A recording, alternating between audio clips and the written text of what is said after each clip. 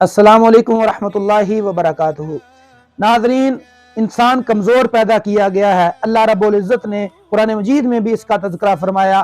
یہ ڈرتا ہے کہیں کوئی چیز مجھے نقصان نہ پہنچا دے، کوئی آفت اچانک میرے اوپر نہ آ جائے، کوئی مصائب میرے اوپر اچانک نہ آ جائیں۔ نبی رحمت صلی اللہ علیہ وآلہ وسلم نے ان ساری پریشانیوں سے بچنے کے لیے ایک ہمیں وظیفہ بتلایا ہے، ایک ہمیں دعا سکھلائی ہے۔ اس دعا کے بارے میں آقا علیہ الصلوۃ والسلام نے فرمایا، جو بندہ صبح کے وقت 3 مرتبہ اس دعا کو پڑھ لیتا ہے تو اس بندے کو سارا دن کوئی چیز بھی نقصان نہیں پہنچا سکتی، اور اسی طرح اگر وہ رات کو پڑھ لیتا ہے تو صبح تک کوئی چیز بھی اس کو، چاہے انسان ہو، جانور ہو، کوئی مخلوق ہو، جنات ہو، اس بندے کو نقصان نہیں پہنچا سکتی۔ یہ نبی رحمت صلی اللہ علیہ وآلہ وسلم کی گارنٹی ہے۔ اور وہ کلمات کون سے ہیں نبی رحمت صلی اللہ علیہ وسلم نے جن کے بارے میں اتنی فضیلت بتلائی؟ وہ کلمات ہیں، بسم اللہ الذی لا یضر مع اسمہ شیء فی الارض ولا فی السماء وهو السمیع العلیم۔ ان کلمات کو صبح کے وقت 3 مرتبہ پڑھنا چاہیے، اسی طرح رات کے وقت 3 مرتبہ پڑھنا چاہیے۔ اللہ رب العزت کی ذات ہمیں ہر طرح کی آفتوں سے، پریشانیوں، ہر طرح کے نقصانات سے